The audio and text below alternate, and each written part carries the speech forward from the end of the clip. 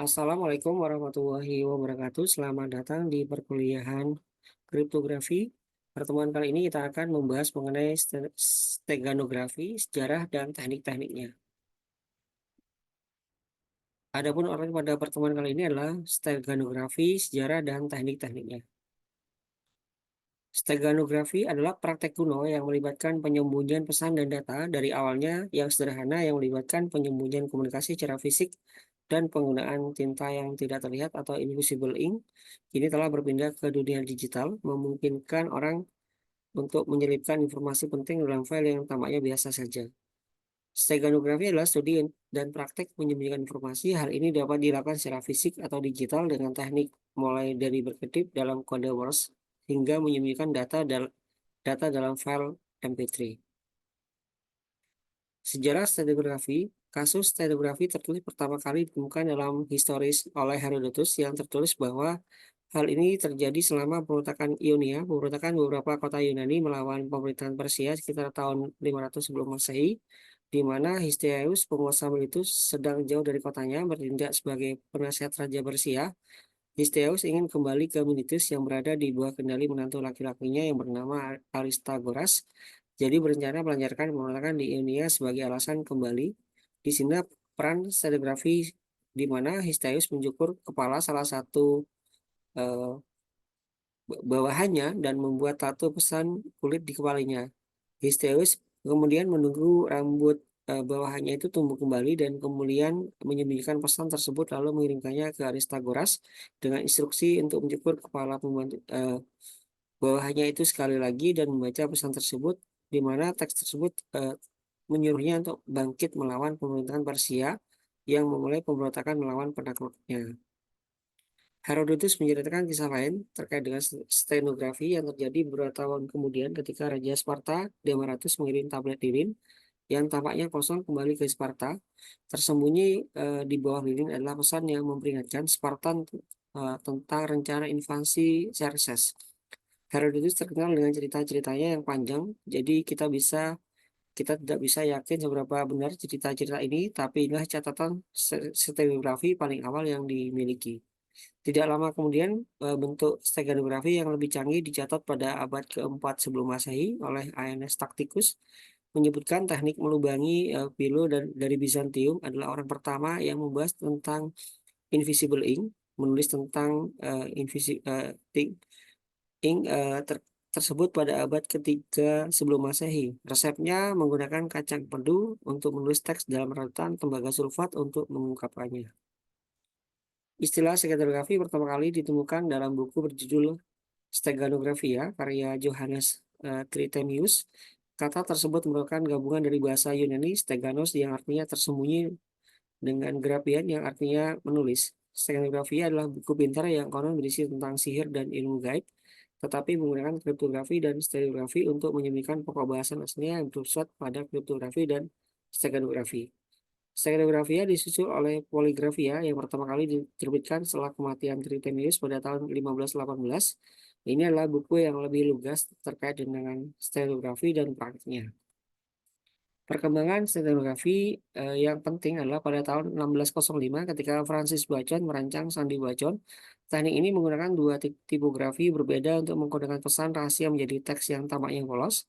Microdots pertama kali digunakan pada paruh waktu kedua abad ke-19, namun baru banyak digunakan untuk stenografi pada Perang Dunia Pertama, di mana microdot melibatkan pengecilan pesan atau gambar seukuran titik yang memungkinkan orang untuk berkomunikasi dan menyampaikan pesan informasi tanpa diketahui lawannya.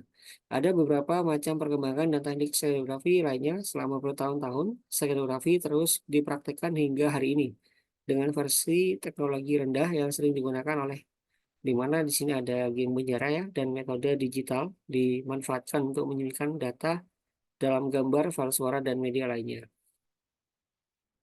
Stenografi fokus pada penyembunyian keberadaan informasi, sedangkan kriptografi lebih fokus pada memastikan bahwa informasi tidak dapat diakses. Ketika stenografi digunakan dengan benar, maka yang hanya mengetahui adalah penerima yang dituju dan dapat mengetahui bahwa ada komunikasi tersembunyi yang sedang terjadi. Hal ini menjadikannya teknik yang berguna dalam situasi di mana kotak yang jelas tidak aman ya. Sebaliknya, kriptografi cenderung digunakan dalam situasi di mana partisipan tidak khawatir jika ada yang mengetahui bahwa mereka sedang berkomunikasi, namun mereka membutuhkan pesan itu sendiri disembunyikan dan tidak dapat diakses oleh pihak yang ketiga.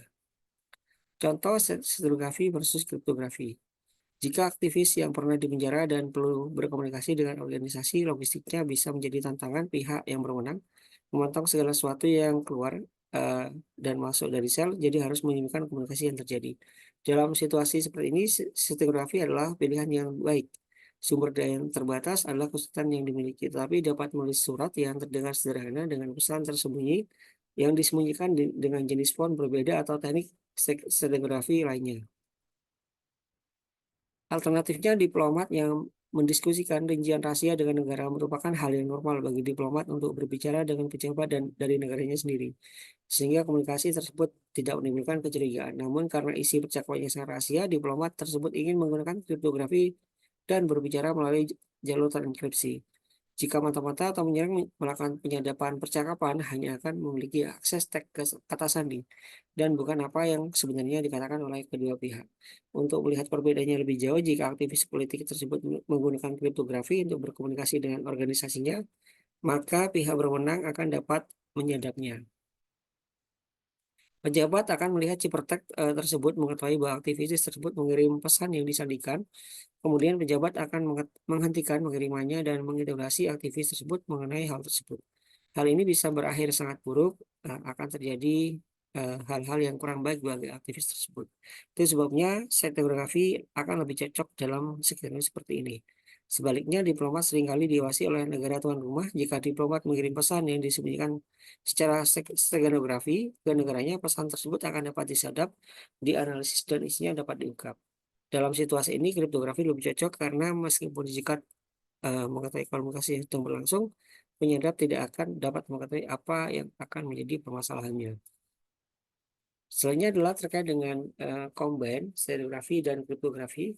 Meskipun kedua proses ini sering dilakukan secara terpisah, keduanya juga dapat digabungkan untuk mendapatkan keuntungan dari kedua bidang tersebut jika ingin menyembunyikan fakta bahwa komunikasi sedang berlangsung, tetapi juga melindungi pesan jika pesan ini ditemukan dan mengenkripsinya terlebih dahulu, lalu menyembunyikan dengan stereografi.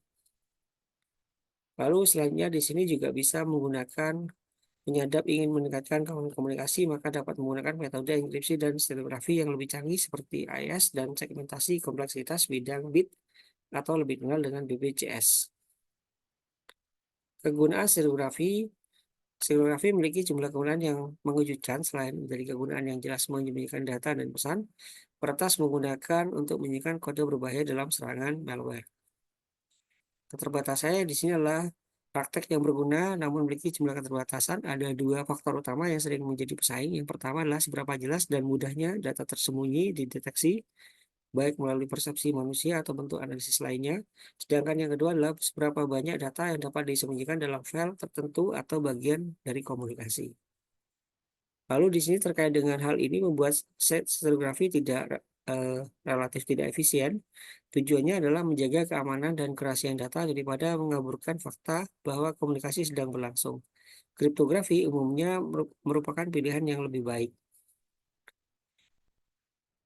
Ketika mencoba menyembunyikan informasi penting untuk mempertimbangkan prinsip Kerckhoff, suatu sistem kriptografi harus aman meskipun segala sesuatu tentang sistem tersebut kecuali kuncinya, di mana kunci tersebut adalah merupakan pengetahuan publik dalam hal ini.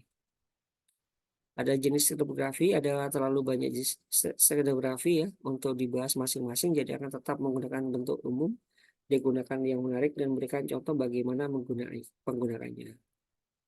Di sini ada invisible ink, di mana di sini ada penggunaan berbagai macam zat dapat digunakan sebagai ink, invisible ink yang tinta yang tidak kasat mata.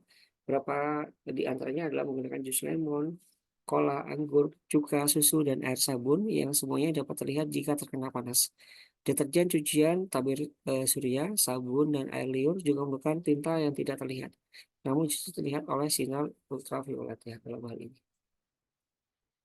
Ada lagi null chipper menyembunyikan pesan sebenarnya di tengah teks yang tampak normal menggunakan serangkaian teknik berbeda. Contoh umum termasuk membuat teks biasa di mana setiap kata ke N atau bahkan huruf adalah bagian dari pesan rahasia. Di sini juga alternatifnya dapat mengkodekan sesuatu ke dalam huruf pertama dan di setiap ketiga. Jika tidak suka merasa cemas, berilah seekor anak ya, anak hewan ya dalam hal ini, atau seekor kuda poni itu membantu. Jadi di sini ada berisi pesan yang rahasia yaitu senang ya dalam hal ini. Lalu di sini ada contoh null chipper yang lain di mana FBI merilis sampel null chipper yang FBI sadap dari seorang tahanan, di mana berisi atas perkenan FBI, keseluruhan teks membuat pengirimnya tampak seperti memiliki kehidupan yang bergejolak. Namun di permukaan penulis tidak menganjurkan tindakan kriminal ketika membaca setiap kata kelima yang untungnya telah disoroti oleh FBI untuk tahanan itu menjadi lebih menyeramkan. Ya, itu adalah pesan yang jika dilanjutkan maka ini akan terkait dengan status atau terkait dengan tindakan kriminal yang akan terjadi di dalam penjara dalam hal ini ya. Lalu ada bacaan Ciper, skema setigrafi awal lainnya adalah sandi bacon ya yang ditemukan oleh filosof dan politisi Francis Bacon pada abad ke-17. Ini merupakan perkembangan yang menarik karena menyembunyikan pesan rahasia dalam format teks bukan isinya. Sandi bacaan merupakan teknik stenografi dan bukan kriptografi karena pesannya disembunyikan oleh teks yang tampak normal, bukannya tampak sebagai tumpukan teks tersandi yang terlihat jelas. Berikut adalah contoh bacaan Ciper. Kalau kita perhatikan di gambar, ini adalah sandi bilateral baconian oleh Perpustakaan Umum New York dengan lisensi CC0 ya. Lalu seperti yang kita lihat di situ ada 5 ya, ada susunan font tertentu, ada kelompok 5 huruf memiliki satu huruf dan pesan tersembunyi, di mana itu ada blok-bloknya, ada Hefem, ada Oret, ada Anto, ada Usof, ya, ada SSB dan lain-lain sebagainya. Berikut adalah referensi pada pertemuan kali ini. Sekian terima kasih. Sampai jumpa pada pertemuan selanjutnya. Wassalamualaikum warahmatullahi wabarakatuh.